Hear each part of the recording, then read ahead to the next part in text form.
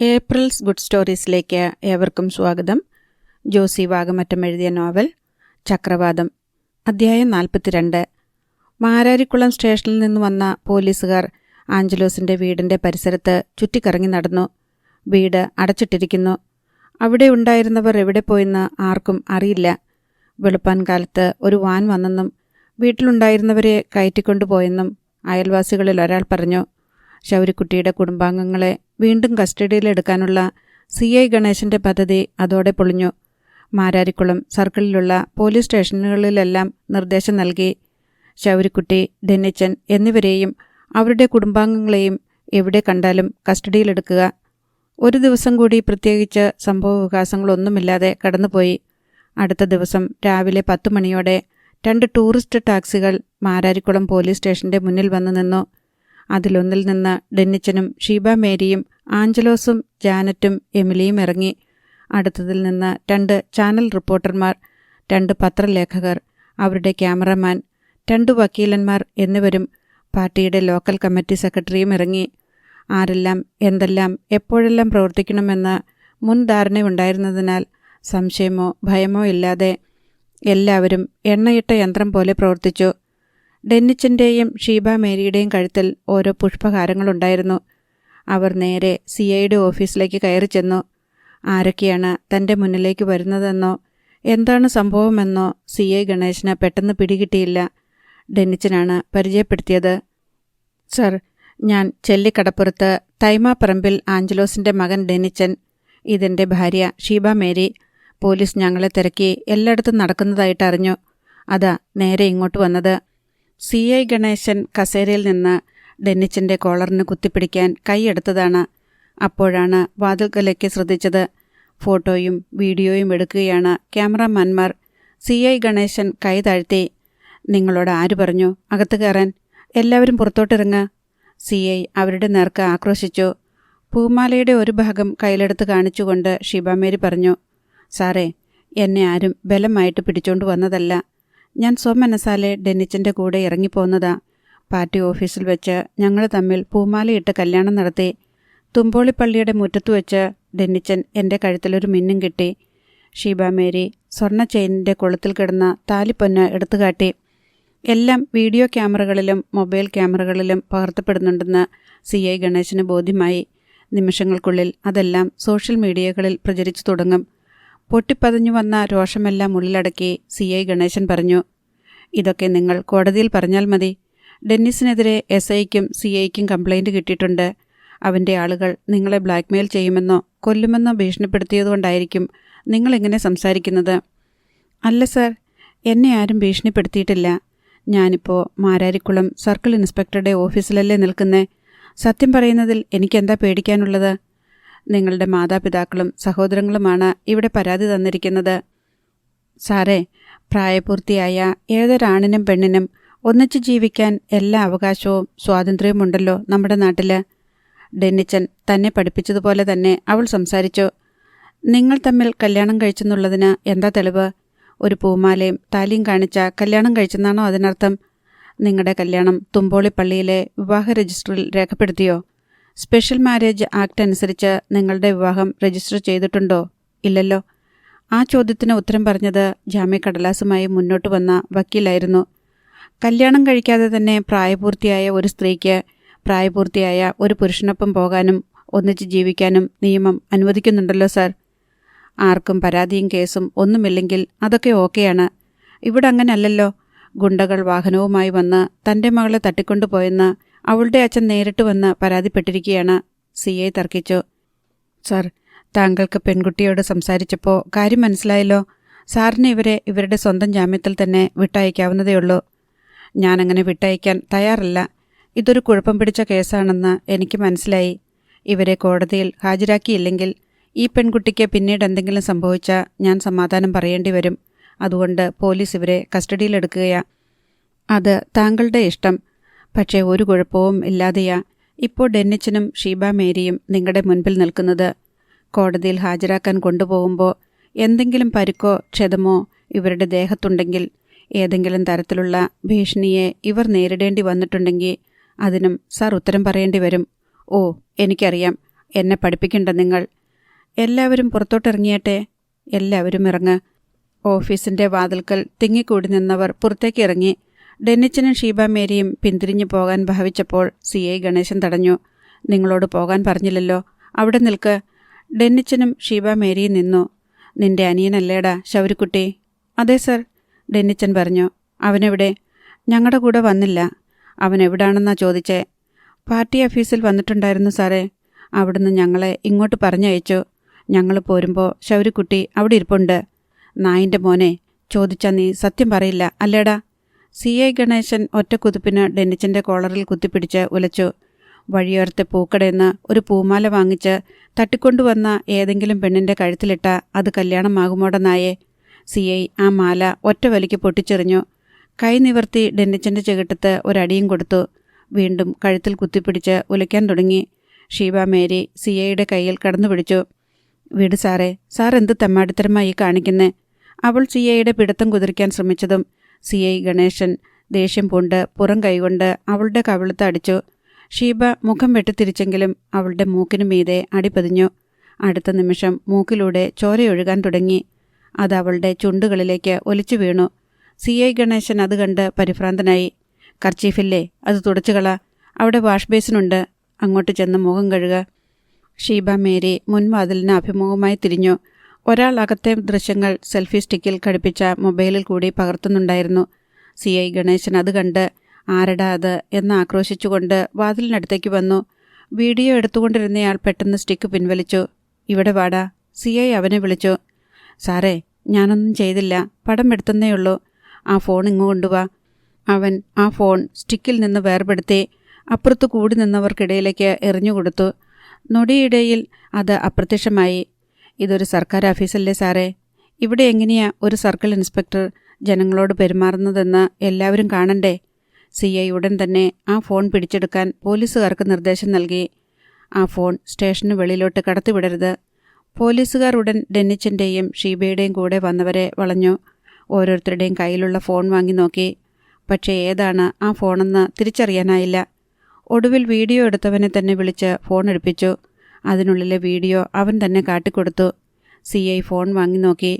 താൻ ഡെന്നിച്ചൻ്റെ ഷർട്ടിൽ കുത്തിപ്പിടിച്ചതും ചെകിട്ടത്തടിച്ചതും പൂമാല പൊട്ടിച്ചതും ഷീബ മേരി തടഞ്ഞപ്പോൾ പുറം കൈകൊണ്ട് ചെറുതായി അടിച്ചതും അടി മാറിക്കൊണ്ട് മൂക്കിൽ നിന്ന് ചോര ഒഴുകുന്നതും എല്ലാം അതിലുണ്ട്. CI ഗണേശൻ തന്നെ അതെല്ലാം ഡിലീറ്റ് ചെയ്തിട്ട് ഫോൺ തിരിച്ചു കൊടുത്തു. ഫോണിൻ്റെ ഉടമയായ യുവാവ് അത് വാങ്ങിക്കൊണ്ട് ഇറങ്ങിപ്പോയി. അതിനു മുൻപേ ആ വീഡിയോ വിവിധ വാട്സാപ്പ് നമ്പറുകളിലേക്ക് അവൻ അയച്ചു കഴിഞ്ഞിരുന്നു. ഷീബ മേരി തൻ്റെ മൂക്കിലൂടെ ഒലിച്ചു വന്ന ചോര തുടയ്ക്കാതെ നിൽക്കുകയാണ്. CI ഗണേശൻ പറഞ്ഞിട്ടും അവൾ അത് തുടയ്ക്കാനോ കഴുകാനോ കൂട്ടാക്കിയില്ല. ഏതാനും ചോരത്തുള്ളികൾ അവളുടെ ചുരിദാറിലേക്കും വീണു. അതൊരു കനത്ത അടിയൊന്നുമായിരുന്നില്ല. CI ഗണേശൻ്റെ ഏതോ വിരൽ മൂക്കിനു മീതെ അമർന്നതാണ്. CI അപ്പോൾ തന്നെ വനിതാ പോലീസിനെ വിളിച്ചു വരുത്തി ഷീബയുടെ മുഖത്ത് വെള്ളം ഒഴിപ്പിക്കുകയും ടവൽ കൊണ്ട് മുഖത്തെ ചോരപ്പാട് മായ്ക്കുകയും ചെയ്തു. ഇതിനകം തന്നെ ഗണേശൻ ആൻ്റപ്പൻ പീറ്ററെ വിളിച്ച് മകൾ പോലീസ് സ്റ്റേഷനിലുണ്ടെന്ന വിവരം അറിയിച്ചിട്ടുണ്ടായിരുന്നു. ആൻ്റപ്പൻ പീറ്ററും മക്കളും ബന്ധുമിത്രാദികളും 1 ഡസനോളം വാഹനങ്ങളിൽ പാഞ്ഞെത്തി. CI ഗണേശൻ ആദ്യം തന്നെ ആൻ്റപ്പനെ വിളിച്ചു പറഞ്ഞു, 2-3 കാര്യങ്ങൾ ശ്രദ്ധിക്കണം. അവളെയോ അവനെയോ കൈവയ്ക്കാൻ പാടില്ല. എനിക്കവരെ ഒരു കേടും കൂടാതെ കോടതിയിൽ ഹാജരാക്കേണ്ടതാ. മകളെ സ്റ്റേഷനിൽ നിന്ന് വിട്ടുതരാൻ പറ്റില്ല. ഇവിടെ വെച്ച് അവളെ കാര്യം പറഞ്ഞ് ബോധ്യപ്പെടുത്തി അവളുടെ മനസ്സ് മാറ്റിയെടുക്കാൻ ശ്രമിക്കുക. സാറേ, അവനെ മാത്രം കോടതിയിൽ ഹാജരാക്കിയാൽ പോരെ? എൻ്റെ മോളെ ഞാൻ കൊണ്ടുപോയിക്കൊള്ളാം. അത് പറ്റില്ല. ഇതിപ്പോൾ എല്ലാവരും അറിഞ്ഞ കേസാ.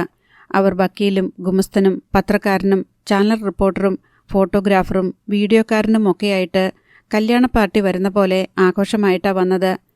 അവളെ ഞങ്ങളുടെ കയ്യിലോട്ട് വിട്ടുതരുമോ? ഈ സ്റ്റേഷൻ കോമ്പൗണ്ടിലോ കെട്ടിടത്തിനുള്ളിലോ എവിടെ വേണമെങ്കിലും നിങ്ങൾക്ക് അവളെ കൂട്ടിക്കൊണ്ടുപോയി സംസാരിക്കാം. വേണമെങ്കിൽ വീട്ടിലും കൊണ്ടുപോയിക്കോ. പക്ഷേ തിരിച്ചെത്തിക്കണം. അത് ഞങ്ങൾ ഏറ്റു സാറേ. ഞങ്ങൾക്ക് 2 മണിക്കൂർ പോലും വേണ്ട അവളുടെ മനസ്സ് മാറ്റിയെടുക്കാൻ. പിന്നെ അവൻ്റെ കാര്യത്തിൽ സാറ് തന്നെ ഒരു തീരുമാനമുണ്ടാക്കണം. ആൻ്റപ്പൻ പീറ്റർ അഭ്യർത്ഥിച്ചു. അവൾ കോടതിയിൽ വെച്ച് അവനെ തള്ളിപ്പറഞ്ഞ പിന്നെ അവൻ്റെ കാര്യം ഞാൻ ഏറ്റു. ഡോക്ടർമാർ ചില രോഗികളുടെ ആയുസ് പറയുമല്ലോ, 3 മാസം 6 മാസം എന്നൊക്കെ. അതുപോലെ അവൻ്റെ ആയുസ് ഞാൻ കുറിച്ചു തരാം. പക്ഷേ അവൾ നിങ്ങളുടെ കൂടെ നിൽക്കണം. CI ഗണേശൻ ഡെന്നിച്ചിനെയും ഷീബയെയും അവർക്ക് കാട്ടിക്കൊടുത്തു. സർക്കിൾ ഇൻസ്പെക്ടറുടെ ഓഫീസ് മുറിക്ക് പുറത്തുള്ള ഒരിടുങ്ങിയ തളമായിരുന്നു അത്. ആൻഡപ്പൻ പീറ്റർ മകളുടെ മുഖത്തേക്ക് നോക്കി.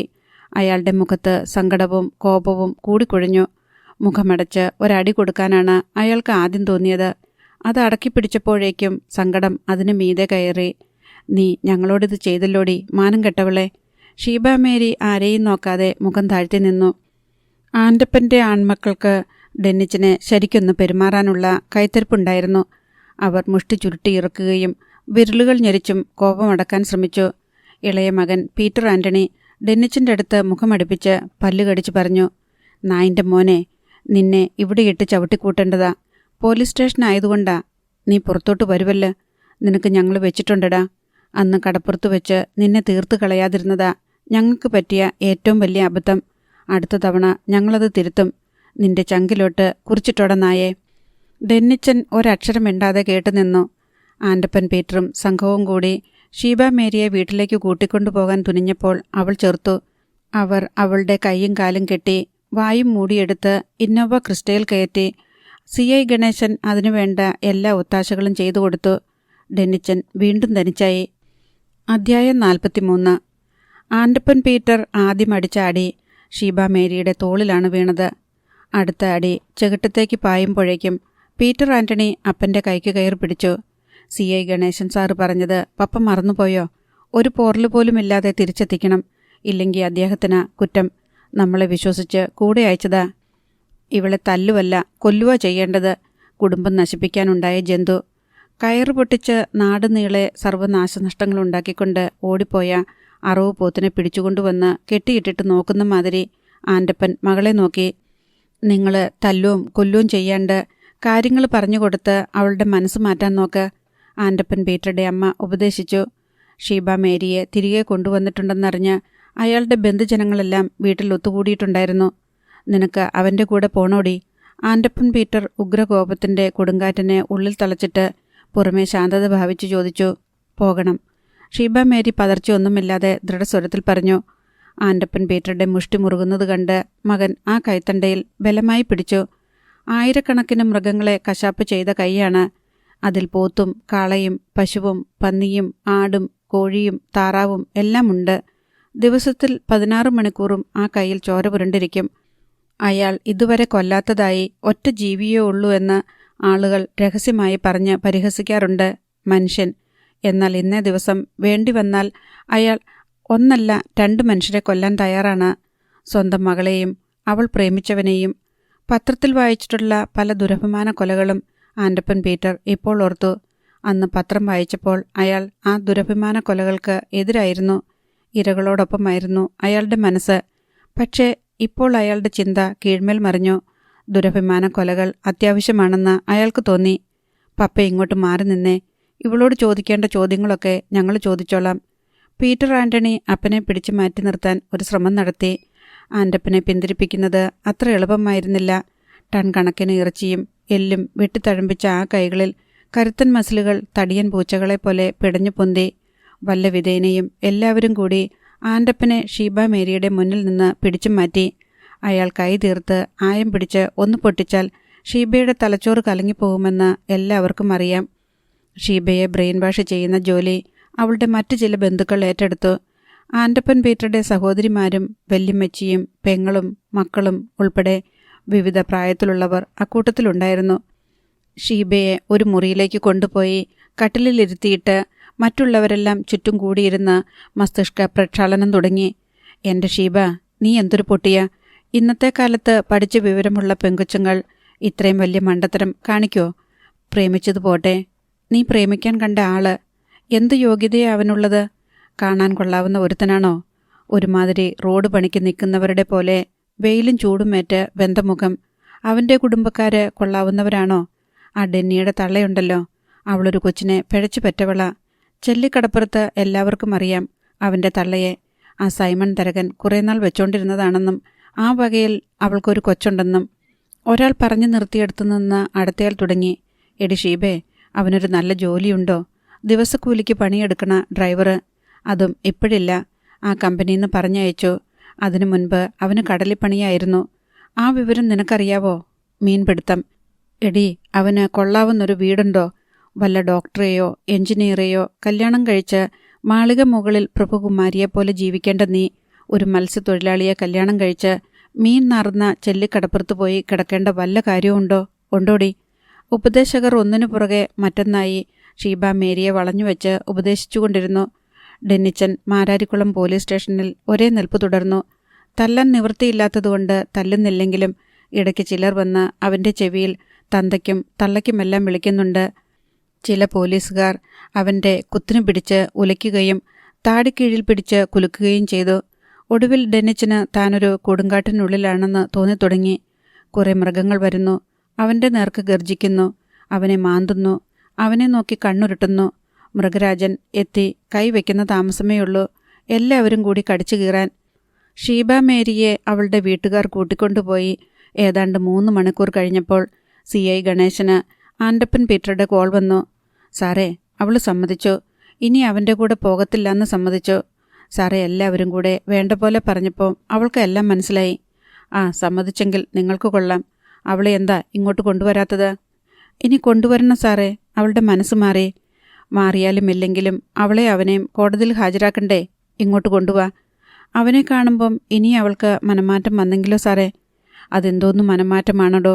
ഇങ്ങോട്ട് കൊണ്ടുവാ, സമയം പോണു. പിന്നെയും 3/4 മണിക്കൂർ കൂടി കഴിഞ്ഞാണ് ആൻഡപ്പൻ പീറ്ററും മക്കളും ഷീബ മേരിയെ മാരാരിക്കുളം സർക്കിൾ ഇൻസ്പെക്ടറുടെ കാര്യാലയത്തിലേക്ക് കൂട്ടിക്കൊണ്ടുവന്നത്. അതിനിടയിൽ CI ഗണേശൻ ഡെന്നിച്ചനെ സമീപിച്ച് കൈത്തിരിപ്പ് തീർക്കാൻ 2-4 എണ്ണം അടയാളം പതിയാത്ത വിധത്തിൽ കൊടുത്തിട്ടുണ്ടായിരുന്നു. എടാ നായിൻ്റെ മോനെ, അവൾ നിന്നെ തള്ളിപ്പറഞ്ഞു. എടാ, വീട്ടുകാരെല്ലാം കരഞ്ഞും പിഴിഞ്ഞും കാലും കൈയും പിടിച്ച് കെഞ്ചിപ്പറഞ്ഞ ഏതു പെണ്ണിൻ്റെയാടാ മനസ്സ് മാറാത്തത്? അത്രയുള്ളടാ ഈ പെൺപിള്ളേരുടെ പ്രേമം. തുടർന്ന് തലയ്ക്ക് പിന്നിൽ ഒരടി കിട്ടി. ഡെന്നിച്ചൻ്റെ കണ്ണിൽ ഇരുട്ട് കയറി. അവൻ നിന്ന തറ 60 ഡിഗ്രിയോളം ചെരിഞ്ഞു. വീഴാതിരിക്കാൻ അവൻ ഗണേശൻ്റെ കുപ്പായത്തിൽ കയറി പിടിച്ചു. ഇതൊന്നുമല്ലടാ നിനക്കുള്ള കഷായം, ഇതൊക്കെ വെറും ഏറുപടക്കം മാത്രമാ. കമ്പക്കെട്ട് വരാനിരിക്കുന്നേയുള്ളൂ. കോടതിയിൽ കയറി മജിസ്ട്രേറ്റിന് മുൻപിൽ വെച്ച് ഇവനെ എനിക്ക് വേണ്ട, ഇവനെന്നെ തട്ടിക്കൊണ്ടുപോയി പീഡിപ്പിക്കാൻ ശ്രമിച്ചു എന്ന് അവളൊന്നു പറഞ്ഞോട്ടെ, അതോടെ നീ തീർന്നു. ഡെന്നിച്ചൻ എല്ലാം കേട്ട് കണ്ണും താഴ്ത്തി നിന്നു. ആൻഡപ്പൻ പീറ്ററും ബന്ധുക്കളും പോലീസ് സ്റ്റേഷനിൽ എത്തിച്ചേർന്നു കഴിഞ്ഞു. ആൻഡപ്പൻ പീറ്റർ തനിച്ചാണ് ഗണേശൻ്റെ ഓഫീസിലേക്ക് കയറി വന്നത്. സാറേ, ഇനി അവനെ അവളുടെ കണ്ണിന് മുൻപിൽ കൊണ്ടുവരല്ലേ? അല്ലാതെ കോടതിയിലോട്ട് കൊണ്ടുപോകാൻ പറ്റില്ലേ? അതിനെന്താ, കൊണ്ടുപോകാം. അത്രയും മതി സാറേ. കോടതി ചെല്ലുമ്പോൾ മാറ്റി പറയോടോ? CI സംശയം പ്രകടിപ്പിച്ചു. ഇല്ല സാറേ, ഞങ്ങളെല്ലാം പറഞ്ഞ് സമ്മതിപ്പിച്ചിട്ടുണ്ട്. ശരി, ഉടനെ തന്നെ കോടതിയിലേക്ക് കൊണ്ടുപോയേക്കാം. ഷീബ മേരിയെയും ഡെന്നിച്ചനെയും 2 വാഹനങ്ങളിലാണ് ചേർത്തല കോടതിയിലേക്ക് കൊണ്ടുപോയത്. കോടതി വളപ്പിൽ വെച്ചുപോലും തമ്മിൽ കാണാതിരിക്കാനുള്ള മുൻകരുതലുകൾ പോലീസ് എടുത്തിട്ടുണ്ടായിരുന്നു. ഡെന്നിച്ചനെ കോർട്ട് ഹാളിൽ കയറ്റി നേരത്തെ തന്നെ നിർത്തി. ജഡ്ജി ചേംബറിലെത്തിയ ശേഷം മാത്രമാണ് ഷീബ മേരിയെ കോർട്ട് ഹാളിലേക്ക് കൊണ്ടുവന്നത്. പ്രാഥമിക നടപടിക്രമങ്ങളെല്ലാം പോലീസ് ഇതിനകം പൂർത്തിയാക്കിയിരുന്നു. ഡെന്നിച്ചനെയും ഷീബ മേരിയെയും പോലീസ് കോടതി മുൻപാകെ ഹാജരാക്കി. ജഡ്ജി 2 പേരെയും നോക്കി. തൈമാപ്പറമ്പിൽ ആഞ്ചലോസ് മകൻ ഡെന്നിസൺ എന്നയാൾ നിങ്ങൾ തന്നെയാണോ? ഡെന്നിച്ചനോട് കോടതി ചോദിച്ചു. അതെ, ഡെന്നിച്ചൻ ഉത്തരം പറഞ്ഞു. ആൻഡപ്പൻ പീറ്ററുടെ മകൾ ഷീബ മേരി പീറ്റർ എന്ന യുവതിയെ നിങ്ങൾ വാഹനവും ഗുണ്ടകളുമായി ആൻഡപ്പൻ പീറ്ററുടെ വീട്ടിൽ അതിക്രമിച്ചു കയറി ബലമായി തട്ടിക്കൊണ്ടുപോയി എന്നാണ് പോലീസിന് ലഭിച്ചിരിക്കുന്ന പരാതി. അത് സത്യമാണോ? സത്യമല്ല, ഡെന്നിച്ചൻ ഉത്തരം പറഞ്ഞു. അനന്തരം കോടതി ഷീബ മേരിയോട് ചോദിച്ചു. തൈമാപ്പറമ്പിൽ ആഞ്ചലോസ് മകൻ ഡെന്നിസൺ ആഞ്ചലോസ് എന്നയാളെ നിങ്ങൾ അറിയുമോ? അറിയും, ഷീബ പറഞ്ഞു. ഈ നിൽക്കുന്ന ആളാണോ അത്? അതെ. അയാൾ വാഹനവും ഗുണ്ടകളുമായി വന്ന് നിങ്ങളുടെ വീട്ടിൽ അതിക്രമിച്ചു കയറി നിങ്ങളെ ബലമായി തട്ടിക്കൊണ്ടുപോയതായി നിങ്ങളുടെ മാതാപിതാക്കൾ പോലീസിൽ പരാതിപ്പെട്ടിട്ടുണ്ട്. നിങ്ങളെ ആരെങ്കിലും അങ്ങനെ തട്ടിക്കൊണ്ടുപോയിട്ടുണ്ടോ? ഷീബ മേരി ശ്വാസമെടുത്തു. അവൾ ആരെയും നോക്കിയില്ല.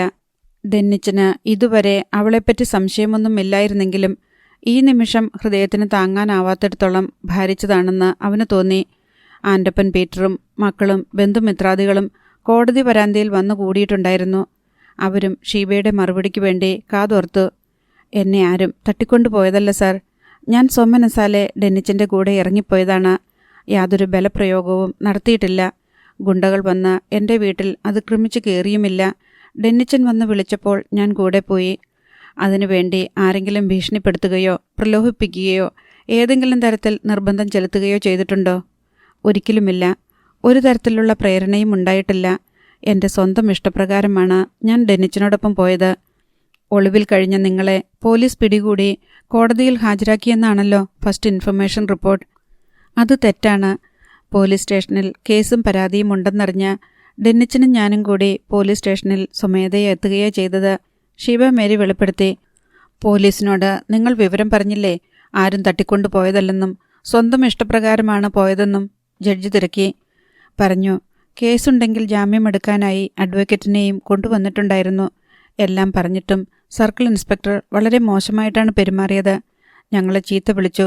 അദ്ദേഹം എൻ്റെ മുഖത്തടിച്ചു. എൻ്റെ മൂക്ക് പൊട്ടി ചോരയൊഴുകി. അത് കഴിഞ്ഞ് എന്നെ ബലമായി എൻ്റെ വീട്ടുകാരുടെ കാറിൽ കയറ്റി പപ്പയുടെയും മറ്റു ബന്ധുക്കളുടെയും കൂടെ പറഞ്ഞയച്ചു.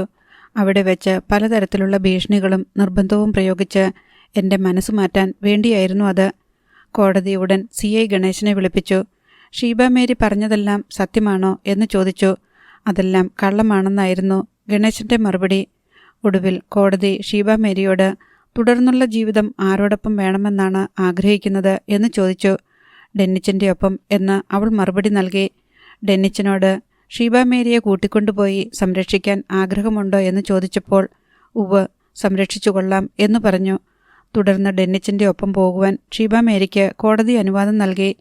പോലീസിൻ്റെ ഭാഗത്തു നിന്ന് മോശമായ പെരുമാറ്റമുണ്ടെങ്കിൽ നിങ്ങൾക്ക് പരാതിപ്പെടാവുന്നതാണ് എന്ന് ഉപദേശിക്കാനും ജഡ്ജി മറന്നില്ല. കോർട്ട് ഹാളിൽ നിന്ന് ഡെന്നിച്ചനും ഷീബ മേരിയും ഒടുവിലാണ് പുറത്തേക്ക് വന്നത്. ആൻഡപ്പൻ പീറ്ററും മക്കളും ബന്ധുമിത്രാദികളും അതിനു മുൻപേ സ്ഥലം വിട്ടു കഴിഞ്ഞിരുന്നു. വൈകാതെ മാരാരിക്കുളത്തു നിന്ന് വന്ന പോലീസും അവരുടെ നടപടിക്രമങ്ങൾ പൂർത്തിയാക്കി തിരിച്ചുപോയി. ഷീബ മേരിയെയും ഡെന്നിച്ചിനെയും കയറ്റിക്കൊണ്ടു പോകാൻ കാറെത്തി. അവർ രണ്ടുപേരും അതിൽ കയറിയിരുന്നു. മുൻകൂട്ടി തീരുമാനിച്ചിരുന്നതിനാൽ എണ്ണയിട്ട യന്ത്രം പോലെ എല്ലാം കൃത്യമായി നടന്നു. അവർക്ക് അകമ്പടിയായി പോകാൻ കോടതി വളപ്പിനു വെളിയിൽ ഏതാനും കാറുകൾ കാത്തുകിടപ്പുണ്ടായിരുന്നു. ആഞ്ചലോസിൻ്റെ വീടിന് മുൻപിൽ കല്യാണ പന്തലിടുന്ന പ്രവൃത്തികൾ ദ്രുതഗതിയിൽ നടക്കുകയാണ്. പിക്കപ്പ് വാനുകളിൽ സാധനങ്ങളെല്ലാം എത്തിച്ചേർന്നുകൊണ്ടിരുന്നു. എന്താണ് നടക്കുന്നതെന്ന് പോലും അറിയാതെ ചെല്ലിക്കടപ്പുറത്തുകാർ വീടിന് ചുറ്റും കൂടിയിട്ടുണ്ട്. കാലത്ത് 11 മണിക്ക് തുടങ്ങിയ പന്തലിടൽ ഉച്ചതിരിഞ്ഞ് 3 മണിയോടെ പൂർത്തിയായി. അതിനുശേഷം ഒരു കാർ വന്ന് റോഡരികിൽ നിന്നു. അതിൽ നിന്ന് ശൗരിക്കുട്ടി അഴകിയ രാവണനെ പോലെ വിശിഷ്ട വസ്ത്രങ്ങളണിഞ്ഞ് ഇറങ്ങി. ചെല്ലിക്കടപ്പുറത്തുകാർക്ക് ആദ്യം ആ കൂളിംഗ് ഗ്ലാസുകാരനെ മനസ്സിലായില്ല. പന്തലിലേക്ക് ഇറങ്ങിച്ചെന്ന് എമിലി അവൻ്റെ പേര് ചൊല്ലി വിളിച്ചപ്പോൾ തദ്ദേശവാസികൾ അന്തം വിട്ടു. ശൗരിക്കുട്ടി, ഇത് ശൗരിക്കുട്ടിയോ? 10 വർഷം മുൻപ് ചത്തുപോയവൻ. ഇവൻ എവിടെയായിരുന്നു? എവിടെ നിന്ന് വരുന്നു? നിമിഷങ്ങൾക്കകം ആഞ്ചലോസിൻ്റെ വീട്ടുമുറ്റത്തെ പന്തലിൽ ആബാലവൃദ്ധം ജനങ്ങൾ വന്നു തിങ്ങി. ശൗരിക്കുട്ടി തിണ്ണയിൽ കയറി നിന്ന് എല്ലാവരോടുമായി പ്രഖ്യാപിച്ചു. ഇന്ന് എൻ്റെ ചേട്ടൻ ഡെന്നിച്ചിൻ്റെ കല്യാണ ദിവസമായിട്ട് എല്ലാവരും കണക്കാക്കണം. എല്ലാം പെട്ടെന്നായിരുന്നതുകൊണ്ട് ആരെയും നേരിട്ട് ക്ഷണിക്കാൻ പറ്റിയില്ല. ഈ ചെല്ലിക്കടപ്പുറത്തുള്ള എല്ലാവരെയും ഞാനിപ്പം ക്ഷണിക്കുവാണ്. എല്ലാവരും വരണം. ഇപ്പം മുതൽ നമ്മൾ ഡെന്നിച്ചിൻ്റെ കല്യാണം ആഘോഷിക്കാൻ പോകുക. ഭക്ഷണമൊക്കെ ഏർപ്പാടാക്കിയിട്ടുണ്ട്. ഉടനെ തന്നെ എത്തും. ഡെന്നിച്ചിനെയും ഷീബ മേരിയെയും കോടതി ഒന്നിച്ച് ജീവിക്കാൻ സമ്മതിച്ച് വിട്ടയച്ച സന്തോഷ വാർത്ത കൂടി ഞാൻ നിങ്ങളെ അറിയിക്കുവാണ്. അവരും ഉടനെ തന്നെ എത്തും. എല്ലാവരും സഹകരിക്കണം, സന്തോഷത്തിൽ പങ്കുകൊള്ളണം. അവൻ പറഞ്ഞു തീർന്നപ്പോൾ എല്ലാവരും കൈയടിച്ചു. 10 മിനിറ്റിനകം ഡെന്നിച്ചനും ഷീബ മേരിയും അലങ്കരിച്ച കാറിൽ എത്തിച്ചേർന്നു. അധ്യായം 44. ശൗരിക്കുട്ടി ചെല്ലിക്കടപ്പുറത്ത് തിരിച്ചെത്തിയെന്ന വാർത്ത മാരത്തൺ ഓടി കാരക്കാട്ട് ബംഗ്ലാവിലെത്തിച്ചത് പൊന്നപ്പനായിരുന്നു. ബംഗ്ലാവിൻ്റെ മട്ടുപ്പാവിൽ നിന്ന് അനന്തസമുദ്രത്തിൻ്റെ മേൽപ്പരപ്പിൽ മിന്നാമിന്നികളെപ്പോലെ ഒഴുകുന്ന ബോട്ടുകളിലെയും വള്ളങ്ങളിലെയും വെളിച്ചം നോക്കി നിൽക്കുകയായിരുന്നു സൈമൺ തരകൻ. അവയിൽ കുറേ വള്ളങ്ങളും ബോട്ടുകളും തൻ്റേതാണെന്ന് അയാൾ തന്നെത്താൻ അഹങ്കരിച്ചു. ചെല്ലിക്കടപ്പുറത്തെ വള്ളങ്ങളിൽ മാത്രമല്ല, തോട്ടപ്പള്ളിയിലെയും ചെറിയഴീക്കിലെയും യന്ത്രവൽകൃത ബോട്ടുകളിലും സൈമൺ പണം ഇറക്കിയിട്ടുണ്ട്. സാറേ, പൊന്നപ്പൻ താഴെ നിന്ന് മട്ടുപ്പാവിലേക്ക് നോക്കി വിളിച്ചു. കേറിവാടാ. സൈമൺ തരകൻ ആംഗ്യം കാട്ടി. പൊന്നപ്പൻ പുറമേയുള്ള നട കയറി മുകളിലെത്തി. എടാ, എന്തോന്നാടാ നമ്മുടെ കടപ്പുറത്ത് ഒരു വെട്ടക്കൂടുതൽ? എൻ്റെ സാറേ, ഞാനത് പറയാനല്ലേ ഇപ്പോൾ ഓടി വന്നേക്കണത്. ആ ശൗരിക്കുട്ടി വന്നിട്ടുണ്ട് സാറേ. സാറ് തല്ലിക്കൊന്ന് കടലിൽ താത്തിന്ന് നാട്ടുകാർ കഥ പറഞ്ഞുണ്ടാക്കിയ അവനിപ്പം നമ്മുടെ ചെല്ലിക്കടപ്പുറത്തുണ്ട്. സൈമൺ തരകൻ വിശ്വാസം വരാതെ വീണ്ടും വീണ്ടും പൊന്നപ്പനെ നോക്കി. നിന്നോടിത് ആര് പറഞ്ഞടാ? ഞാൻ കണ്ടേച്ചു വരുവാണ് സാറേ. പൊന്നപ്പൻ ഓടിയ ഓട്ടത്തിൻ്റെ കിതപ്പ് ഇതുവരെ ശമിച്ചിട്ടില്ല. അവൻ എവിടുന്ന് വന്ന്? ആ പൊന്നപ്പൻ കൈമലർത്തി. അവൻ എവിടായിരുന്നു? ആ അപ്പോഴും പൊന്നപ്പൻ കൈമലർത്തി വായ് പൊളിച്ചു. സൈമൺ തരകൻ്റെ കണ്ണു മിഴിഞ്ഞും വായ പാതി തുറന്നും നിമിഷങ്ങളോളം ഇരുന്നു. ശൗരിക്കുട്ടിയുടെ തിരിച്ചുവരവുമായി ബന്ധപ്പെട്ട് പല വാർത്തകളും സൈമൺ തരകൻ്റെ ചെവിയിലെത്തിയിരുന്നെങ്കിലും അതൊന്നും അയാൾ വിശ്വസിച്ചിരുന്നില്ല. ശൗരിക്കുട്ടി ചെല്ലിക്കടപ്പുറത്ത് ഒരു മിന്നൽ പര്യടനം നടത്തിയെന്നും കൊല്ലംപറമ്പിൽ ആൻഡപ്പൻ പീറ്ററുടെ മകളെ തട്ടിക്കൊണ്ടുപോകാൻ എമിലിയുടെ മകനോടൊപ്പം ചെന്നുവെന്നുമുള്ള വാർത്തകളും സൈമൺ തരകൻ വിശ്വസിച്ചിട്ടില്ല. സാറേ, അവൻ ഡെന്നിച്ചിൻ്റെ കല്യാണം നടത്തുകയാണെന്ന് മിനിറ്റ് വെച്ച അവൻ ആഞ്ചലോസിൻ്റെ വീട്ടുമുറ്റത്ത് പന്തലിട്ടത്. പന്തലൊന്ന് കാണണം സാറേ. എജാതി പന്തലാണെന്ന് നമ്മൾ മൂക്കത്ത് വിരൽ വെച്ച് പോകും. അവിടെ ഭയങ്കര സദ്യയാണ് കൊണ്ടിറക്കിയേക്കണത്. സദ്യയോ? അതിനൊക്കെ 2-4 ദിവസത്തെ ഒരുക്കങ്ങൾ വേണ്ടടാ വിവരം കെട്ടവനെ, സൈമൺ തരകൻ ചോദിച്ചു. ഡെന്നിച്ചൻ ആൻഡപ്പൻ പീറ്ററുടെ മോളെ അടിച്ചോണ്ടു പോയിട്ട് നേരത്തോട് നേരമായതല്ലേ ഉള്ളു. ഇന്നലെ അവനും അവളും ഒളിവിലല്ലായിരുന്നോ? ഇന്ന് പോലീസ് സ്റ്റേഷനിൽ വന്ന് കീഴടങ്ങിയിട്ട് നേരെ കോടതിയിലോട്ടാണല്ലോ കൊണ്ടുപോയത്. അതിനിടയ്ക്ക് എവിടെയാടാ പന്തൽ കെട്ടാനും സദ്യ ഉണ്ടാക്കാനും നേരം? ഒക്കെ ശൗരിക്കുട്ടിയാണ് സാറേ ചെയ്തേക്കണത്. അവനിപ്പോൾ ചെല്ലിക്കടപ്പുറത്ത് നിപ്പുണ്ടെന്ന് ഞാൻ എൻ്റെ കണ്ണിന് കണ്ടിട്ട് വന്നതാണ് സാറേ. അപ്പോൾ കോടതിയും പോലീസും ഡെന്നിച്ചിനെയും അവളെയും വിട്ടോ? അവൾ പറഞ്ഞ് അവൾക്ക് ഡെന്നിച്ചിൻ്റെ കൂടെ ജീവിച്ചാൽ മതിയെന്ന്. അവളെ ആരും തട്ടിക്കൊണ്ടു പോയിട്ടില്ലെന്ന്. പിന്നെന്ത് പോലീസ്, എന്ത് കോടതി? അവർ രണ്ടുപേരും മണവാളൻ്റെയും മണവാട്ടിയുടെയും വേഷം ഇട്ടുകൊണ്ട് പന്തലിരിക്കണ. ദാ ഇപ്പം നേരം സന്ധ്യ കഴിഞ്ഞിട്ടല്ലേ ഉള്ളൂ. അവിടെ ഒരുകൂട്ടം ശിപായിമാരുടെ വേഷം കെട്ടി തൊപ്പിയും വെച്ചവന്മാർ നിന്ന് ഒന്നാന്തരം ശാപ്പാട് വിളമ്പണ. ആട്ടിറച്ചി, പോത്തിറച്ചി, മീൻ തുടങ്ങി നമ്മുടെ ഐറ്റംസ് എല്ലാമുള്ള കെങ്കേമൻ സദ്യ. സൈമൺ തരകൻ അവിടെ നിന്ന് ചെല്ലിക്കടപ്പുറത്തെ കോളനി ഭാഗത്തേക്ക് നോക്കി. അവിടെ പിന്നെയും വെളിച്ചം കൂടിയതായി അയാൾക്ക് തോന്നി. ശൗരിക്കുട്ടി, സൈമൺ തരകൻ പിറുപിറുത്തു. ഒരു കാർ കാരക്കാട്ട് ബംഗ്ലാവിന് നേർക്ക് വരുന്നുണ്ടായിരുന്നു. ആരോ വരണല്ലോടാ. സൈമൺ തരകൻ ആകാംക്ഷയോടെ നോക്കി. സാർ ഇവിടെ നിന്നോ, ഞാൻ നോക്കിയിട്ട് വരാം. പൊന്നപ്പൻ ടെറസിൽ നിന്നും പുറത്തെ കോണിപ്പടിയിലൂടെ താഴേക്ക് ഇറങ്ങിപ്പോയി. ടെറസിൽ നിന്ന് വീട്ടിനുള്ളിലൂടെയുള്ള കോണിപ്പടിയിലൂടെ സൈമൺ തരകനും താഴേക്കിറങ്ങി. ഹാളിൽ വെച്ച് എൽസമ്മ അയാളുടെ നേർക്ക് വന്നു. അവളുടെ കയ്യിൽ മൊബൈൽ ഫോൺ ഇരിപ്പുണ്ടായിരുന്നു. ശൗരിക്കുട്ടി ചെല്ലിക്കടപ്പുറത്ത് എത്തിയിട്ടുണ്ടെന്ന് അറിഞ്ഞായിരുന്നോ വിവരം? എൽസമ്മ ഒരു വെല്ലുവിളിയുടെ ഭാവത്തിൽ ചോദിച്ചു. നിന്നോട് ആര് പറഞ്ഞു? ഞാനൊരു വിവരവും അറിയാണ്ട് അടുക്കളയിൽ അടങ്ങിയിരിക്കണ പൊട്ടിയാണെന്നാണോ ഇപ്പോഴും നിങ്ങളുടെ വിചാരം? എൽസമ്മ കയ്യിലിരുന്ന മൊബൈൽ കാണിച്ചു. ഈ ചെല്ലിക്കടപ്പുറത്ത്, ആലപ്പുഴയിലെ ഏതെങ്കിലും കടപ്പുറത്ത് കാരക്കാട്ട് സൈമൺ തരകനുമായി ബന്ധപ്പെട്ട എന്തു നടന്നാലും നിങ്ങൾ അറിയുന്നതിന് മുന്നേ ഞാൻ അറിയും. നീ അറിഞ്ഞിട്ട് എന്താടി കാര്യം? നിന്നെക്കൊണ്ട് ഒരു ചെറുവിരലനക്കാൻ കൊള്ളാവോ? അവൻ തിരിച്ചു വന്നിട്ടുണ്ടെങ്കിൽ നിങ്ങളുടെ ഉറക്കം തീർന്നെന്ന് കൂട്ടിക്കോ. അവൻ പഴയ ശൗര്യമൊന്നുമല്ലെന്നാ കേട്ടത്. ചോദിക്കാനും പറയാനും പോന്നവനാണെന്ന്. നിങ്ങളുടെയാണല്ലോ സന്തതി. സൈമൺ തരകൻ ഭാര്യയെ രൂക്ഷമായി നോക്കി. മുൻപാണെങ്കിൽ നല്ല 2 തെറിവാക്കുകൾ നാവിൽ വിളയുമായിരുന്നു. മക്കൾ മുതിർന്നപ്പോൾ സൈമൺ തരകൻ അത്തരം പൊട്ടിത്തെറികൾക്ക് നിയന്ത്രണം വെച്ചു. സൈമൺ തരകൻ എൽസമ്മയെ വിട്ടിട്ട് സിറ്റൗട്ടിലേക്ക് ചെന്നു. കാറിൽ നിന്നിറങ്ങി കാത്തു നിൽക്കുന്നവരെ കണ്ടപ്പോൾ കാരക്കാടന് കാര്യം മനസ്സിലായി. ആൻഡപ്പൻ പീറ്ററും ആൺമക്കളും. സൈമൺ തരകൻ സിറ്റൗട്ടിൽ നിന്നുകൊണ്ട് കൈകാട്ടി വിളിച്ചു. ആൻഡപ്പനും മൂത്ത മകൻ ജോമോൻ പീറ്ററും ഇളയവൻ പീറ്റർ ആൻ്റണിയും കൂടി സിറ്റൗട്ടിലേക്ക് കയറി വന്നു. അർത്തുങ്കൽക്കാരെന്താണ് ഈ വഴിക്കൊക്കെ? സൈമൺ തരകൻ തെല്ലൊരു പരിഹാസഭാവത്തിൽ ചോദിച്ചു. ആൻഡപ്പൻ തൻ്റെ സങ്കടം വിവരിച്ചു. ഒരേയൊരു പെൺതരിയേ ഉള്ളൂ. അവളെ ഒരുത്തൻ പ്രേമിച്ച് കട്ടോണ്ടുപോയി. പോലീസ് അവരെ പിടിച്ചെങ്കിലും കോടതിയിൽ ചെന്നപ്പോൾ പെണ്ണിനെ പ്രേമിച്ചവൻ്റെ കൂടെ തന്നെ അയച്ചു. ചെല്ലിക്കടപ്പുറത്തുകാരനായ ഡെന്നിച്ചൻ എന്ന ദാരിദ്ര്യവാസിയാണ് മകളെ കൊണ്ടുപോയത്. ഇന്ന് ചെല്ലിക്കടപ്പുറത്ത് അവരുടെ കല്യാണാഘോഷം നടക്കുകയാണ്. വാസ്തവത്തിൽ അത് കല്യാണമല്ല, കല്യാണം ഉറപ്പിക്കൽ ചടങ്ങ് മാത്രമാണ്. 2 പേരും ഇതുവരെ കല്യാണം കഴിച്ചിട്ടില്ല. എങ്ങനെങ്കിലും സൈമൺ മുതലാളി ഇടപെട്ട് മകളെ മോചിപ്പിച്ചെടുക്കണം. ഒരു രാത്രി അവൻ്റെ കൂടെ കിടന്നില്ലേടാ ആൻ്റപ്പ അവള്? തീർന്നില്ലേ അവളുടെ ചാരിത്ര്യം? സൈമൺ തരകൻ നിരാശ പൂണ്ടു പറഞ്ഞു. അവൾക്കൊന്നും സംഭവിച്ചിട്ടില്ല മുതലാളി. അവളെ വീട്ടിൽ കൊണ്ടുവന്നപ്പോൾ പെണ്ണുങ്ങൾ ചോദിച്ചു. അപ്പോൾ അവൾ പറഞ്ഞത്, അവളെ വീട്ടിൽ കൊണ്ടുവന്നായിരുന്നോ? പിന്നെന്തിനാ വിട്ടുകൊടുത്തത്? തിരിച്ച് പോലീസ് സ്റ്റേഷനിൽ എത്തിക്കണമെന്ന് പറഞ്ഞിട്ടാ ഗണേശൻ സാറ് മോളെ വിട്ടു തന്നെ. അവർക്ക് കോടതി ഹാജരാക്കണമെന്ന് കേസുള്ളതല്ലേ? ആൻ്റപ്പൻ വിശദീകരിച്ചു. ഷെടാ, ഇനിയിപ്പോൾ എന്നാ ചെയ്യും? അവൾ അവൻ്റെ കൂടല്ലേ ഇന്ന് രാത്രിയും കഴിയാൻ പോണേ. മുതലാളി നോക്കിയ അതിനൊരു പരിഹാരം കാണാൻ പറ്റുമോ? മുതലാളിയുടെ കടപ്പുറമല്ലേ ചെല്ലിക്കടപ്പുറം. പോയി ഒന്നിച്ച് ജീവിച്ചോളാൻ കോടതി പറഞ്ഞു വിട്ടെടുത്ത് ഞാൻ എന്നാ ചെയ്യാനാ? എന്തെങ്കിലും ഒന്ന് ചെയ്യണേ മുതലാളി. ആ കല്യാണം മുടങ്ങണം. ഒരു ദിവസം കൂടെ കടന്നു കിട്ടിയാൽ മതി. ആൻ്റപ്പൻ കേണപേക്ഷിച്ചു. ഇതാരാ ഇതൊക്കെ ചെയ്യിക്കണത്? ആഞ്ചലോസിൻ്റെ മോന് അതിനും തക്ക തൻ്റെ ഇടം ഉണ്ടോടോ? പന്തലും സദ്യമൊക്കെ നടത്തണമെങ്കിൽ കാശ് കുറേ വാരിയെറിഞ്ഞിട്ടുണ്ടാവണല്ലോ. ഉണ്ട് മുതലാളി, ലക്ഷക്കണക്കിന് രൂപ ചെലവാക്കിയിട്ടുണ്ട്.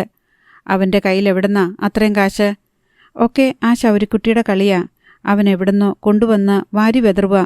ഓ, ഞാനൊന്ന് നോക്കട്ടെ. മുതലാളി മുമ്പിൽ നിന്നാൽ മതി, ഞങ്ങളുണ്ട് പുറകിൽ. നിങ്ങൾ എത്ര പേരുണ്ട്? 8-10 പേരുണ്ട് മുതലാളി. എന്തിനും പോന്നവർ. വേണമെന്ന് വെച്ചാൽ 8-10 പേരെ കൂടെ കൂട്ടാം. കൂട്ടിക്കോ. ഞാൻ ആദ്യം കടപ്പുറത്തോട്ട് ചെല്ലാം. നിങ്ങൾ ആളെ കൂട്ടി പുറകിന് വന്നാൽ മതി. ഞാൻ ഈ വേഷമൊന്ന് മാറ്റിക്കോട്ടെ. സൈമൺ തരകൻ പൊന്നപ്പനെ വിളിച്ചു തങ്ങളുടെ ആൾക്കാരെ മുഴുവൻ വിളിച്ചുകൂട്ടാൻ നിർദ്ദേശം നൽകി. ആൻ്റപ്പൻ പീറ്റർ തൻ്റെ മക്കളെ അയച്ച് അർത്തുങ്കൽ ചേന്നവേലി ഭാഗത്തു നിന്നും കുറച്ച് ആളുകളെ സംഘടിപ്പിക്കാൻ ഏർപ്പാടാക്കി. ചെല്ലിക്കടപ്പുറത്ത് ഇതുപോലൊരു അലങ്കാര പന്തലുണ്ടായിട്ടില്ല ഒരു കല്യാണത്തിനും.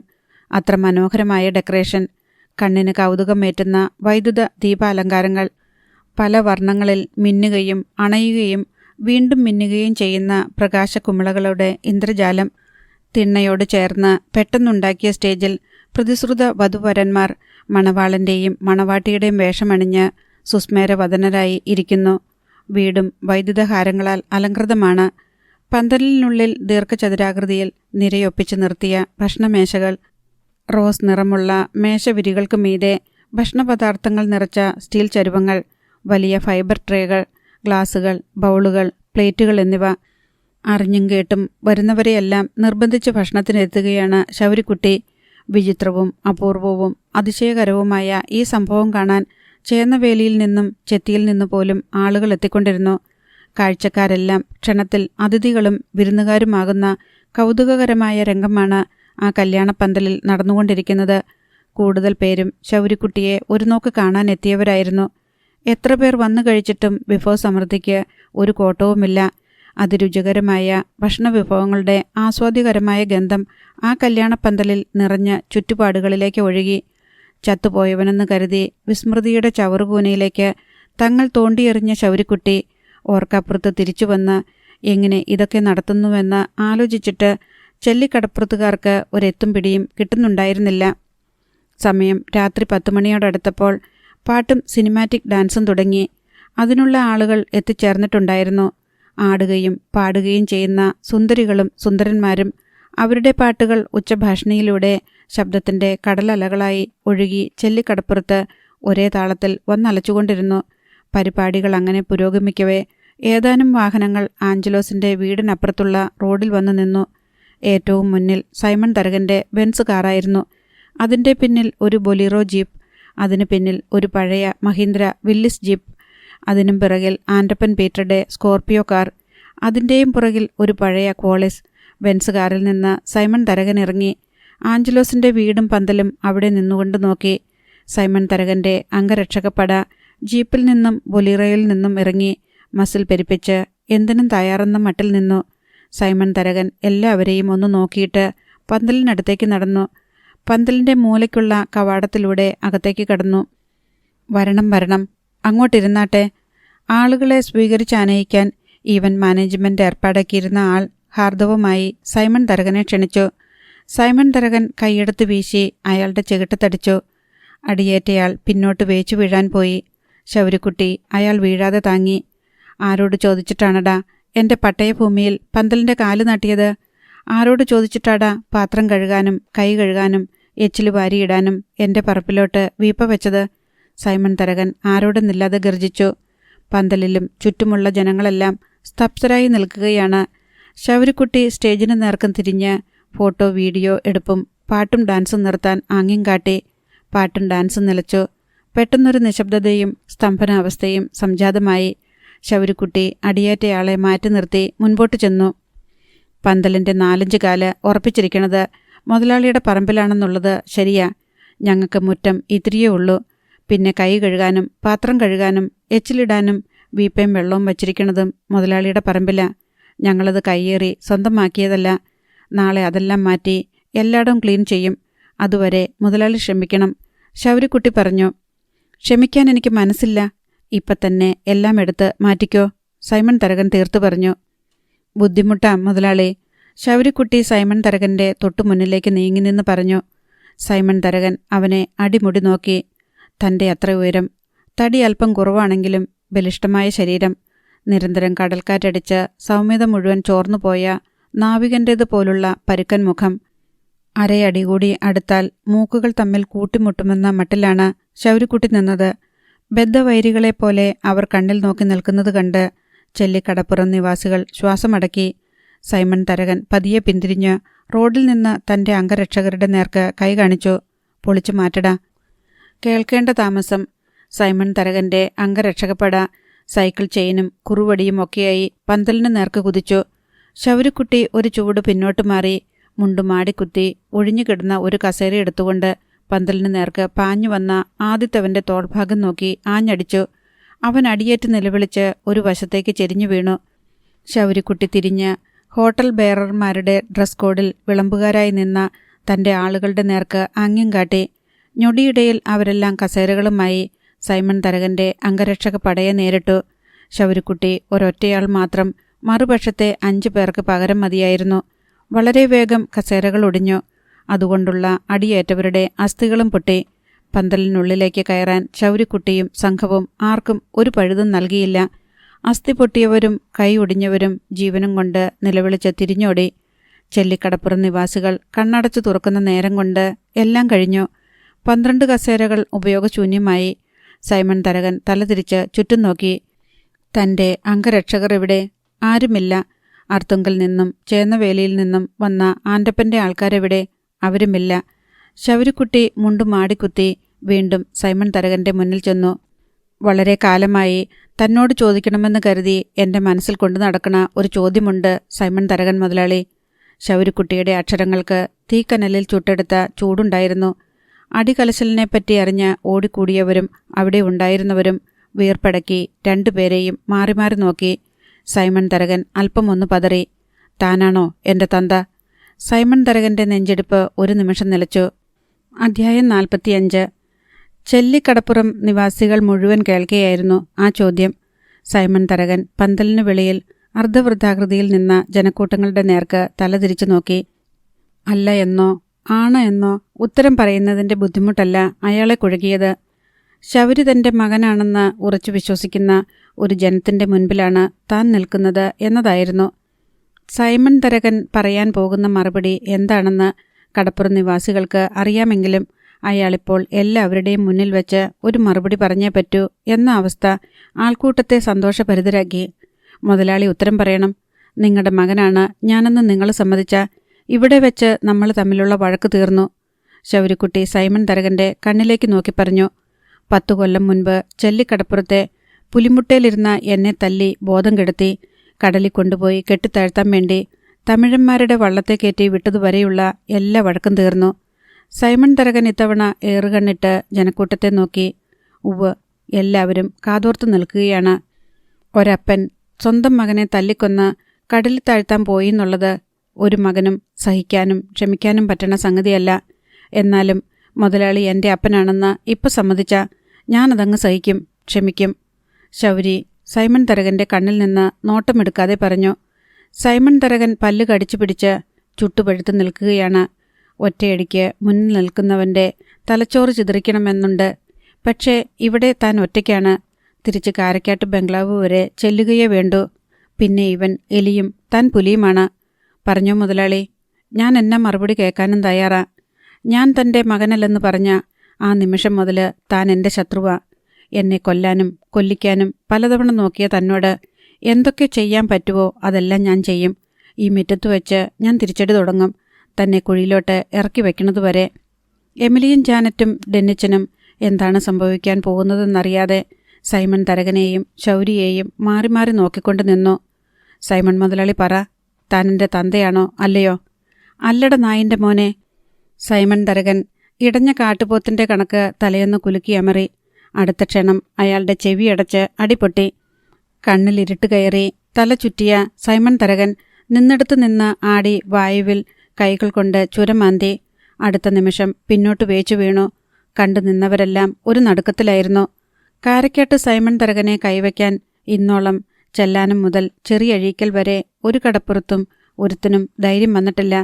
ഇതിന്റെ ദുരന്തഫലം ശൗരിക്കുട്ടിയും അവന്റെ ആളുകളും അനുഭവിക്കേണ്ടി വരുമെന്ന വെളിപാട് പോലൊരു ചിന്ത എല്ലാവരുടെയും മനസ്സിൽ കൂടി മിന്നിക്കടന്നുപോയി. ശൗരി തന്നെ വീണുപോയ സൈമൺ തരകനെ പിടിച്ചെഴുന്നേൽപ്പിച്ചു. അയാളെ നേരെ ഉയർത്തി. പൊയ്ക്കോ, നമ്മൾ തമ്മി യാതൊരു ബന്ധവുമില്ല. ഉണ്ടെന്ന് പറഞ്ഞുകൊണ്ട് എൻ്റെ അടുത്ത് എന്തെങ്കിലും വന്നാലും ഇല്ല. ഒന്നുകി എൻ്റെ കൈകൊണ്ട് താൻ ചാകണതുവരേക്ക്, അല്ലെങ്കിൽ തൻ്റെ കൈകൊണ്ട് ഞാൻ ചാവണതുവരേക്ക്. സൈമൺ തരകൻ എന്തെങ്കിലും ഒരു സാഹസത്തിന് ഇറങ്ങിപ്പുറപ്പെടുമ്പോഴെല്ലാം അരപ്പട്ടയിലൊരു കൈത്തോക്ക് കരുതാറുണ്ടായിരുന്നു. ഇത്തവണ അതെടുക്കാൻ മറന്നു. അത് കയ്യിലില്ലാതെ പോയതിൽ അയാൾ സ്വയം പഴിച്ചു. ഉണ്ടായിരുന്നെങ്കിൽ ശൗരിയുടെ ശവം പോലീസ് വരുന്നതുവരെ ഈ പന്തലിൽ കിടക്കുമായിരുന്നെന്ന് അയാൾ ഓർത്തു. എന്നെ കൊന്നിട്ടില്ലെങ്കിൽ തന്നെ ഞാൻ നശിപ്പിക്കും. എനിക്ക് ഓർമ്മ വെച്ച കാലം മുതൽ ഓരോ ദിവസവും 150 തവണയെങ്കിലും എൻ്റെ മനസ്സിൽ പറഞ്ഞുകൊണ്ടിരുന്നത് ഇപ്പം നേരിട്ടങ്ങ് പറയുക. തന്നെ മാത്രമല്ല തൻ്റെ കുടുംബവും ഞാൻ നശിപ്പിക്കും. അതിനു വേണ്ടിയാ ശൗരിക്കുട്ടി തിരിച്ചു വന്നേക്കണത്. സൈമൺ തരകന്റെ മുഖം ഒരു വശത്തേക്ക് കൂടി. നിലത്ത് തുപ്പിയിട്ട് അയാൾ തിരിഞ്ഞു നടന്നു ബെൻസ് കാറിനരികിലെത്തി. ജനങ്ങളാരും നിന്നിടത്ത് നിന്നനങ്ങാതെ നിശബ്ദരായി വീർപ്പടക്കി നിൽക്കുകയാണ്. കാറിനരികെ ചെന്ന് തിരിഞ്ഞു നിന്നിട്ട് സൈമൺ തരകൻ പകപൂണ്ട് വിളിച്ചു പറഞ്ഞു, നായിൻ്റെ മോനെ, നീ 7 ദിവസം തികച്ച് ഭൂമിക്ക് മേലെ ജീവിച്ചിരിക്കത്തില്ല. കാരക്കാട്ട് സൈമൺ തരകനാ പറയുന്നേ. നിന്റെ ഈ വീടും ഉണ്ടാവത്തില്ല ചെല്ലിക്കടപ്പുറത്ത്. ശൗരി അത് കേട്ടുകൊണ്ട് വെറുതെ നിന്നു. സൈമൺ തരകൻ കാറിൽ കയറി. അത് കടപ്പുറത്തേക്ക് ഓടിച്ച് അവിടെ മീൻ വണ്ടികൾ പാർക്ക് ചെയ്യുന്ന തെങ്ങും പറമ്പിലിട്ട് തിരിച്ച് കാരക്കാട്ട് ബംഗ്ലാവിന് നേർക്ക് ഓടിച്ചുപോയി. ശൗരി ഇവന്റ് മാനേജ്മെന്റിന്റെ ടീം ലീഡറോട് പറഞ്ഞു, ഇവിടെ നടന്നതൊക്കെ വേറൊരു നാടകമാ. നിങ്ങളുടെ ഗാനമേളയും പരിപാടിയും തുടർന്നോട്ട്. ഭക്ഷണം കഴിക്കാനുള്ളവരെ വിളിച്ചിരുത്തി വിളമ്പിക്കൊട്. നിർത്തിവെച്ചിരുന്നതെല്ലാം പെട്ടെന്ന് തന്നെ പുനരാരംഭിച്ചു. കടപ്പുറത്തുള്ളവരെല്ലാം ആഹാരം കഴിച്ചു കഴിഞ്ഞവരാണ്. ഡെന്നിച്ചനും ഷീബ മേരിയും തമ്മിലുള്ള കല്യാണവും ആഘോഷവും എല്ലാവരുടെയും മനസ്സിൽ നിന്ന് പോയി. ശൗരിയുടെയും കുടുംബത്തിൻ്റെയും നേർക്ക് സൈമൺ മുതലാളിയുടെ പ്രതികാരം ഏതു വിധത്തിലായിരിക്കുമെന്ന് അവർ അടക്കത്തിൽ ചില ഊഹാപോഹങ്ങൾ നടത്തി. അയാൾ വെടിവെച്ച് കൊല്ലത്തേയുള്ളു. ഭാസ്കരൻ തൻ്റെ അടുത്ത് നിന്നവരോട് പറഞ്ഞു, ലൈസൻസുള്ള തോക്ക് 2ഓ 3ഓ ഉണ്ട് സൈമൺ മുതലാളിക്ക്. തീക്കനല്ലെ ഉറുമ്പരിക്കാൻ ചെന്ന പോലെയാകും ശൗരിക്കുട്ടിയുടെ ഗതി. കാരക്കാടിനെ വെല്ലുവിളിക്കാൻ അവനാരാ? ആ എമിലിയുടെയും മക്കളുടെയും കഷ്ടകാലം തീർന്നില്ലല്ലോ. അല്ലെന്ന് ആ ശൗരിക്കുട്ടി എന്ത് കണ്ടിട്ടാ ഈ മാതിരി കളിയൊക്കെ കളിക്കണ? ഇങ്ങനെ പോയി ആളുകളുടെ അഭിപ്രായങ്ങൾ. രാത്രി തന്നെ തിരിച്ചടിയുണ്ടാകുമെന്നായിരുന്നു ചിലരുടെ ഭയം. ശൗരിക്കുട്ടിയുടെ വീട്ടിലുള്ളവർക്കും അങ്ങനൊരു ഭയമുണ്ടായിരുന്നു. എമിലി ശൗരിക്കുട്ടിയെ വിളിച്ച് വീട്ടിനുള്ളിലേക്ക് കയറ്റിയിട്ട് ചോദിച്ചു, എടാ മോനെ, നീ എന്തൊക്കെയാ ചെയ്യണമെന്ന് നിനക്ക് വല്ല ബോധമുണ്ടോ? എനിക്കറിയാം അമ്മ. നീ എന്തിനാടാ അയാളെ തല്ലിയത്? നിനക്കത് ചെയ്യാൻ കൊള്ളാവോ? അയാൾ എൻ്റെ അപ്പനാണോന്ന് ഒരിക്കൽ ഞാൻ അമ്മയോട് ചോദിച്ചിട്ടുണ്ട്. അല്ലെന്ന അമ്മ പറഞ്ഞ മറുപടി. ആണെന്ന് ഒരിക്കലും പറഞ്ഞിട്ടില്ല അമ്മ. ഇന്ന് ഞാൻ അയാളോട് ചോദിച്ചു. അയാളും പറഞ്ഞു അല്ലെന്ന്. പിന്നെന്തിനാ ഞാൻ മേലുകീഴ് നോക്കണത്? പറയാതെയും ചില കാര്യങ്ങളൊക്കെ നിനക്കറിയാൻ വയ്യേ? അറിയാഞ്ഞിട്ടല്ലല്ലോ. അയാൾ വെറും പട്ടിയ അമ്മ. അങ്ങനെ കണ്ടാൽ മതി. 24 കൊല്ലം കഴിഞ്ഞു ഞാൻ ഈ ഭൂമി ജനിച്ചിട്ട്. ഈ 24 കൊല്ലം ഞാൻ തന്തയില്ലാത്തവനായിട്ടാ ജീവിച്ചേ. അയാളെന്നെ ജനിപ്പിച്ചിട്ട് വെറുതെ അങ്ങ് വിട്ടാ കുഴപ്പമില്ല. പട്ടികൾ പോലും അങ്ങനെ ചെയ്യത്തുള്ളൂ. അയാളോ? അയാൾ അമ്മയെ എങ്ങനെയെല്ലാം ഉപദ്രവിച്ച് എന്നെ എത്ര തവണ കൊല്ലാൻ നോക്കി. അയാൾ വെറും പട്ടിയല്ലമ്മ, പേ പിടിച്ച പട്ടി. ഞാനിന്ന് ജീവനോടിരിക്കുന്നത് അയാളുടെ കണക്ക് തീർക്കാൻ വേണ്ടി മാത്രാ. എമിലിക്ക് അതെല്ലാം മനസ്സിലാകുന്നുണ്ട്. സൈമൺ തരകനോട് തീർത്താലും തീരാത്തത്ര പക അവൾക്കുമുണ്ട്. പക്ഷേ അമ്മ, യുദ്ധം തുടങ്ങുമ്പോൾ എതിർവശത്ത് ശത്രു മാത്രമേയുള്ളൂ. മഹാഭാരതം ഒരു യുദ്ധത്തിൻ്റെ കഥയാണല്ലോ. അത് ആരെയൊക്കെയാ കൊന്നത്? എമിലിയുടെ നാവടഞ്ഞു. പിന്നെ പേടി. അയാൾ എന്തെങ്കിലും ചെയ്തു കളയൊന്ന്. ചെയ്യട്ടെ. എന്നെ കൊന്നിട്ടേ അയാൾക്ക് നിങ്ങളെ തൊടാൻ പറ്റത്തുള്ളൂ. അതോടെ എമിലി വിചാരിച്ചു, വരുന്നതുപോലെ വരട്ടെ. ശൗരിക്കുട്ടി വീണ്ടും പന്തലിലെ അന്വേഷണങ്ങൾക്കിടയിലേക്ക് കടന്നു. സൈമൺ തരകൻ വീട്ടിലെത്തും മുൻപേ ശൗരിക്കുട്ടിയുടെ തല്ല് കിട്ടിയ വാർത്ത കാരക്കാട്ട് ബംഗ്ലാവിലെത്തിയിരുന്നു. എൽസമ്മയും മക്കളും അതേപ്പറ്റി അന്യോന്യം സംസാരിച്ചു തുടങ്ങിയപ്പോഴേക്കും ബെൻസ് കാറിൻ്റെ ഹെഡ്ലൈറ്റിലെ വെളിച്ചം നേരിട്ട് അവരുടെ കണ്ണിലേക്കടിച്ചു. സൈമൺ തരകൻ കാർ പോർച്ചിൽ കയറ്റി കാർ നിർത്തി. കാറിൽ നിന്നിറങ്ങി വീട്ടിലേക്ക് കയറി ചെന്നു. ആൺമക്കൾ 3 പേരും നിരന്നു നിൽക്കുന്നത് കണ്ടപ്പോഴേ സൈമൺ തരകന് കാര്യം മനസ്സിലായി. നാണക്കേടിൻ്റെ വഴുവഴുത്ത പട്ടിനാക്ക് ദേഹത്തിഴയുന്നുണ്ടെങ്കിലും സൈമൺ തരകൻ ഗൗരവത്തിൽ എല്ലാവരെയും നോക്കി. എന്നാ എല്ലാവരും കൂടെ രാത്രി ഉറക്കമില്ലാതെ? വാതിലിനരികെ നിന്ന എൽസമ്മ പെട്ടെന്ന് മുൻപോട്ട് വന്നു. നാണം കെട്ടിട്ട് നാളെ മുതൽ പുറത്തിറങ്ങണ്ടല്ലോ. നിങ്ങൾക്ക് അവിടെ അടി കിട്ടിയപ്പോഴേ ഇവിടെ അറിഞ്ഞു. അവിടെ ചെന്ന് വടി കൊടുത്തു വാങ്ങിച്ചതല്ലേ? അതും ആരുടെ കയ്യെന്ന? സൈമൺ തരകൻ മുന്നോട്ടാഞ്ഞ് കൈ വീശി ഒറ്റയടി കൊടുത്തു എൽസമ്മയുടെ ചെകിട്ടത്ത്. ആരുടെ കയ്യെന്നാ? നീ പറയടി നായിൻ്റെ മോളെ. എൽസമ്മ അടിയേറ്റ കവിൾ പൊത്തിപ്പിടിച്ചിട്ട് തൻ്റെ ആൺമക്കളെ നോക്കി. ആരുടെ കയ്യെന്നാണെന്ന് പറയടി. സൈമൺ തരകൻ വീണ്ടും കൈയൊങ്ങി. എമിലിയുടെ മകൻ ചൗരിയുടെ കയ്യെന്ന്. എൽസമ്മ പല്ല് കടിച്ചു പറഞ്ഞു. അത്രയല്ലേ ഉള്ളൂ? വാങ്ങിച്ച പലിശ സഹിതം തിരിച്ചു കൊടുക്കാനും അറിയാവുന്നവനാ സൈമൺ തരകൻ. 10% 10 ഇരട്ടിയാക്കി തിരിച്ചു കൊടുക്കുമെടി. സൈമൺ തരകൻ കോണിപ്പടി കയറി മുകളിലേക്ക് പോയി. ഡാൻഡസ് അമ്മയോട് അലിവ് പൂണ്ട് അവിടെ തന്നെ നിന്നു. റോയ് സൈമണും റോബിനും സൈമൺ തരകൻ്റെ പിന്നാലെ പോയി. അവർ മുറിയിൽ ചെല്ലുമ്പോഴേക്കും സൈമൺ തരകൻ അലമാര തുറന്ന് കൈത്തോക്കെടുത്തു കഴിഞ്ഞു. പപ്പ എന്തിനാ ഇതൊക്കെ എടുക്കുന്നേ? ഇതിൻ്റെയൊന്നും ആവശ്യമില്ല. ഞങ്ങൾ കൈകാര്യം ചെയ്തോളാം. അവനിനി ജീവിച്ചിരിക്കണ്ട. അതിന് നിങ്ങളുടെ സഹായം വേണ്ട. ഞാൻ കേസ് പറഞ്ഞോളാം. ബുദ്ധിമോശം കാണിക്കല്ലേ പപ്പ. പഴയ കാലമല്ല. ഇനിയുള്ള കാലം തിന്നുകുടിച്ച് വിശ്രമിക്കേണ്ടയാളാ പപ്പ. പ്രായമായ കാലത്ത് ജയിലിൽ പോയി കിടക്കേണ്ട വല്ല കാര്യമുണ്ടോ? റോയ് സൈമൺ ചോദിച്ചു. സൈമൺ തരകൻ തൻ്റെ 2 ആൺമക്കളെയും നോക്കി. എന്തിനും പോന്നവരാണ്. ഇപ്പോൾ വല്ലതും ചെയ്താ അത് പപ്പ ചെയ്തതോ ചെയ്യിച്ചതോ ആണെന്ന് എല്ലാവർക്കും അറിയാം. പഴയ കാലമല്ല. തെളിവ് നൽകാനും സാക്ഷി പറയാനും ഒക്കെ ആളുകളുണ്ടാവും. ഇതൊക്കെ വെച്ചോണ്ടിരിക്കേണ്ട കാര്യമല്ല.